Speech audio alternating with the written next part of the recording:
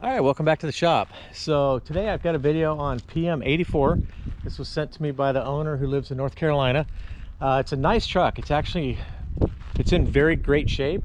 Just had a lot of small stuff that was just wore out or messed up. We'll kind of go through that in a minute. But overall, it's a really nice truck. And now it is a very nice truck because we've gone through everything. So it's all cleaned up, ready to go, and it should last him a long time. So we're going to ship it back to his farm, and he's going to be able to use it out there hopefully for a long time without any problems. So let's get started on what we did. First off, it's got the iCube update headlights, and it had the the really garbage adjusters that they had, so we changed those all over. We still actually need to adjust a couple of these bulbs, it looks like, before we ship it out, but we put we updated it with our new style adjuster screws. He sent us 5 brand new tires, so we mounted all 4 on here. I sold him an extra rim that I had, mounted a tire on that. All right, and then lifting up the hood here, we get to the engine. You can see how nice that engine looks, how clean that is. First thing, we changed the hood strut, changed all the fluids, engine oil filter, fuel filter, hydraulic filter. We got all that stuff changed out. Over on this side, it's kind of funny, it was missing this bolt right here for the dipstick tube, and this thing was just zip tied in some weird place. So we got that fixed up, we took care of that. We changed both windshields. So I guess we should wash that before it ships out. We changed the glass in both windshields. New wipers. They were bad. We'll come down here to the front. Get down here to the front suspension. You can see it's got a new airbag. We also changed purged and changed the nitrogen in it, set the pressures. It's got all new CV boots, all new ball joints, top and bottom. Trailing arm bushings were totally rotted out. We changed those. We also replaced the splash guards. What was left was just rotted out, and they're just in really bad shape. So we got some neoprene rubber, and we changed the splash guards on it. On that right front wheel, I don't know if you could see it, how far the camera's away. We changed the seal there where the CV goes through the knuckle. That seal was bad, so we changed that one. We also changed both ball joints, the airbag, and all CV boots, and the trailing arm bushings on the right front as well. And then coming in here, I don't know if you can see it with the shadow, but we drill some drainage holes in the floor here so that this doesn't pool up, because otherwise this will pool up and it'll rust under the fuel tanks. So we drill a few drain holes. We also do this update here, drill the drain hole at the dimmer switch, because this will get full of water and it has no drain. So it'll just fill up in there and rust. It'll rot up your switch, and it'll just eat through the floor. So we put a drain hole in there as well. New seat belts. Actually located some seat belts that were made for Humvee. Real nice belts. I bought a whole bunch of those on eBay, kind of cleared the guy out. So we got new belts because it actually didn't have any. It looks like when they went to do the iCube update, they put the bars here for the lap belts, for the shoulder belts, the 4-point belts, but they didn't put them on for whatever reason. So we just left the bars, but we put the new seat belts in. Yeah, we put an ignition key lockout switch on it so he can lock it up while retaining the original start switch. Coming underneath, the transmission was shot. It was intermittently blowing the fuse for the transmission. So I went in there and unhooked some wires, and it turned out it was the sensor, the speed sensor and the torque.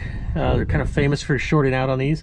So we opted to have the transmission rebuilt, the owner did, and it was a good thing we did, because the transmission, the guy my shop that rebuilds it, he said that he could tell it had some water in there, and it did a lot of damage in the transmission. And that sensor got destroyed by the water. It got ruined by the water that had been in it, but it also affected the clutches in the trans. So he got a complete rebuild on the transmission. We changed the fluid in the transfer case while we're in there. Checked drive lines. They were straight. They were in good condition. So coming down here to the left front wheel, here's the cable for the tank drain. We added a tank drain to the frame air tank that's in there. We also had to put the new rubber flaps in here. Left rear got new airbag, new CV boots, new ball joints top and bottom, trailing arm bushings. We charged and purged the nitrogen. Coming over here to the steering. Get over here to the steering. We cut the welds here. We actually need to touch up that paint real quick.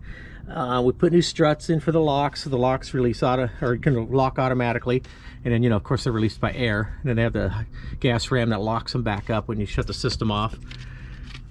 New CV boots, ball joints top and bottom, trailing arm bushings, new airbag. We did the nitrogen. So all the suspension is 100% complete on this one now. And then we come back here to this rear cage. He didn't have the rear cage on this. This one actually was mortar tower in its first life. You can tell by the marks here.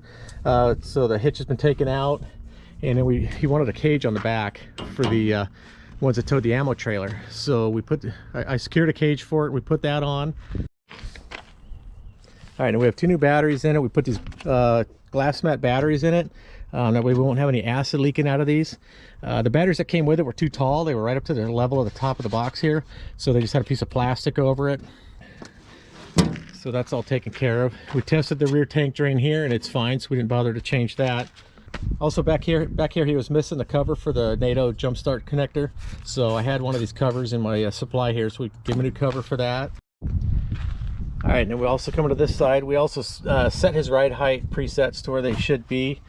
We replaced this door tether. He was missing this door tether, so we had one of those. We put that on.